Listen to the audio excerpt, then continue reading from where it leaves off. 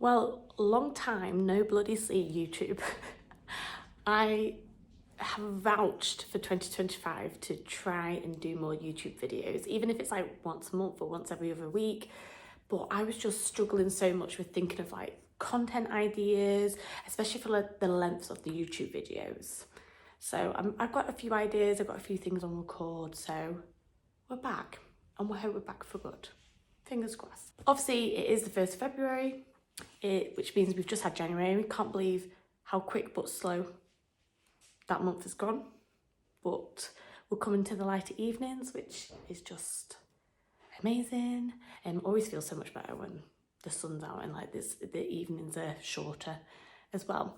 But that also means that it is time for my January wrap up for reading, and also to go through my February hopefuls, which I've actually given myself. I'm completely a mood reader. I don't tend to choose books to read. Excuse me if you can hear my husband, he's making tea.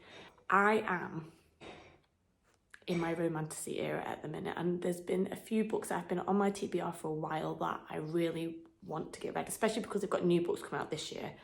So I've put them down for my February hopeful TBR as well, but we'll go through those later. First of all, we're going to go through the books that I read in January, and I read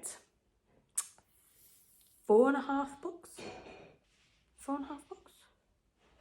Yes, 4.5 books. Oh my goodness. Half a book, why you ask? I'll go through that in a minute.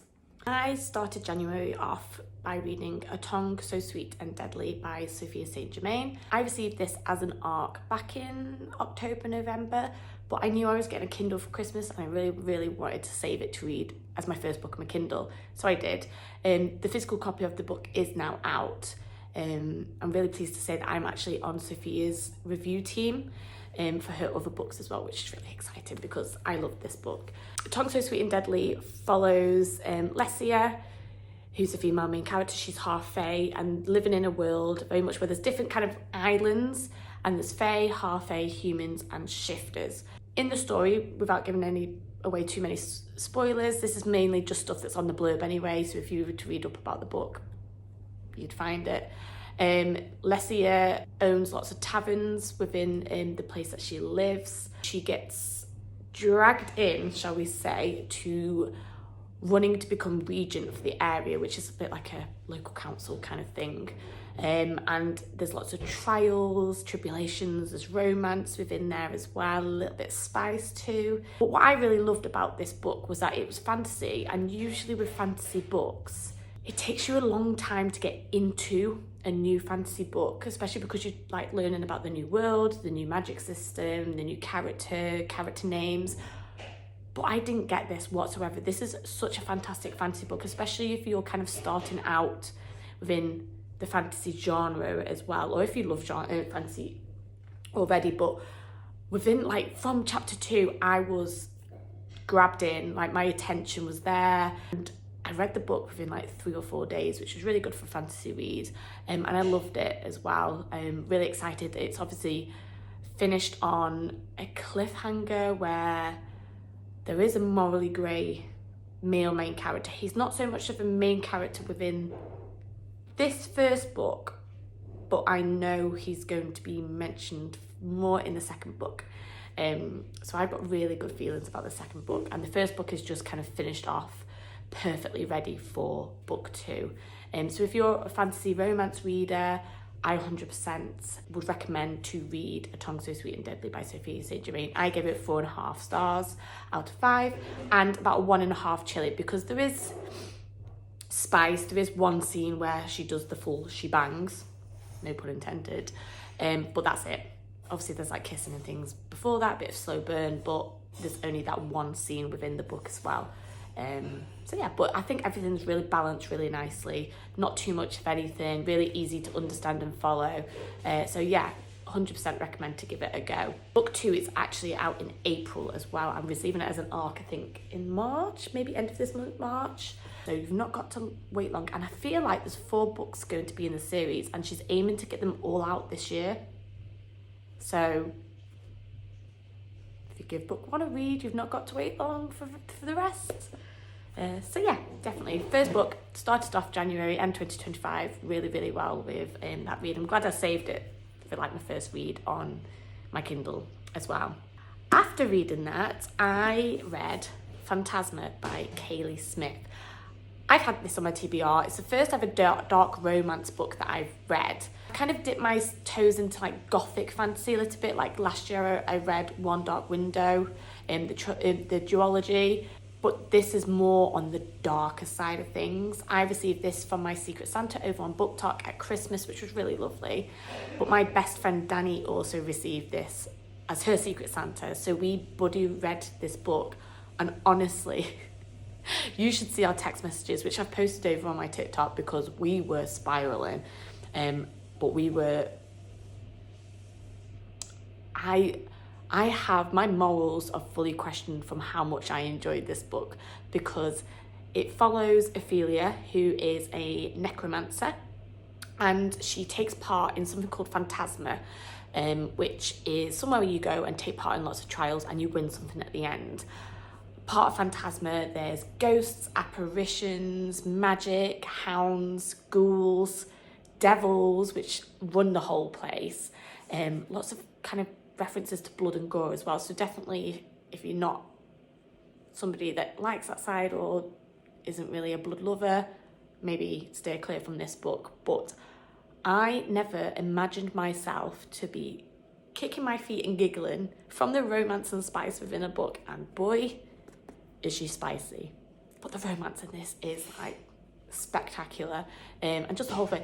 The actual concept of like the story and the trials of Phantasma really reminded me of Caraval. If any of you have read that, like it's similar but not. I mean, when you read the book, you'll understand what I mean. I rated this like 6 stars because I was spiraling, I was gasping, I was kicking, squealing, giggling my feet. If you're into fantasy romance, you don't mind that dark aspect to your romance as well, and you have not read Phantasma yet, what are you waiting for? Go and read it. Read it. Now, my half a book. So at my work, we do a book club, which is really nice because we work from home. So every 2 months, we meet as a book club and we set ourselves a book. Our first book that we read was Yellowface by Rebecca F. Kwang. I've had this on my TBR for a long time. Very different genre to what I'm usually read, but I really wanted to try that and see whether I liked it. I enjoyed the storyline. Okay, really, really enjoyed the storyline, but I could not cope with the way it was written. I DNF'd this, guys, after 158 pages, which is why I count it as half a book, because I read over half of it, and it took me a week to read just half of it. It just did not... The female main character in it really stressed me out. She gave me such bad anxiety throughout the story. And also, I'm a very visual reader, so when I read books, I need to be able to imagine everything. I very much play out the book as a film in my head. This isn't very descriptive. There's not a lot of dialogue between characters in it, so I actually struggled with that aspect, and it didn't fit me as a reader, which is why I just couldn't read the rest. I did skip to the end and try and skim read to see what happened, because like I said, I like the story. But that doesn't mean that I wouldn't recommend this. I would obviously always say everybody to give it a try, because like I say, the storyline's good. I know a lot of people that have read it, many people that have enjoyed it. Just for me, and I don't know whether it's because of my autistic brain, I couldn't cope and manage with the way it was written very well. So yeah, this was a DNF, unfortunately, but I did read over half of it, so I am counting it as half the book. Then I started reading The White Wolf's Wrath, which was another arc that I was accepted on last year, but again, I wanted to wait to read it until I got my Kindle. I got halfway through it, and then this baby came out. So I left that to the side, and we devoured Onyx Storm by Rebecca Yarros. So I attended the midnight release party at the Trafford Centre in Manchester for this book. I went by myself. I was a very brave girl. To get this, it was really lovely to meet some people that I've obviously met on the other apps before and to speak to them. and really kind of got you excited even more so for the release of Onyx Storm. This book is spectacular. Perfect third book for continuing the story. I love how it continued the story more or less straight away after from where Iron Flame finished. There was parts at the start where I kind of wish I had done a reread because I couldn't remember some of the characters and things like that, but I started and easily picked that up as I kept going as well. But yeah, absolutely fantastic. There's spice, a few spice scenes in here, as always. I love the representation with Violet, disability representation with her chronic illnesses as well. I think that's really well written and really well represented. And if you love Xaden Ryerson in the first two books, you will be obsessed with Xaden Ryerson by the end of Onyx Storm. This is your warning. This was a fantastic book. I gave this 6 stars again. It's just, I can't really say more about it because if you like fantasy romance, if you like things like Hunger Games, where you've got the aspects of like the trials and things like that, but you like dragons, a bit like Harry Potter vibes as well because of like the school, Baskai, where they go to train to be dragon riders, you'll eat this up.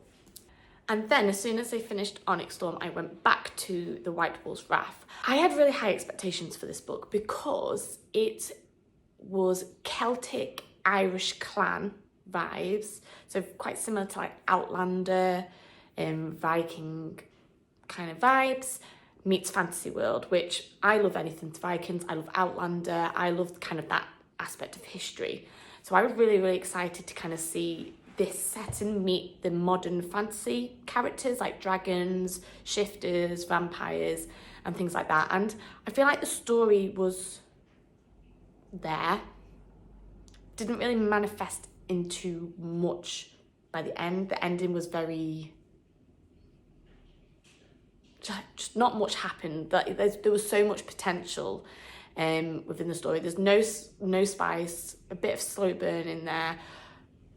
The female main character gave me whiplash from how she was feeling, and quite honestly, she just needs to be with somebody, because you'll know what I mean if you ever read the book, because she was kind of obsessing over 4 different men at one point, and they're just literally, as soon as she met somebody, she was obsessed and thinking about doing things, to put it nicely. But I really loved the concept. I loved the storyline and where it could have gone. I just don't think it hit as much, and maybe that was on me because I gave it quite high expectations because of the type of story it is. But yeah, I gave it 3 stars, and no spice obviously as well. So I would recommend giving it a go.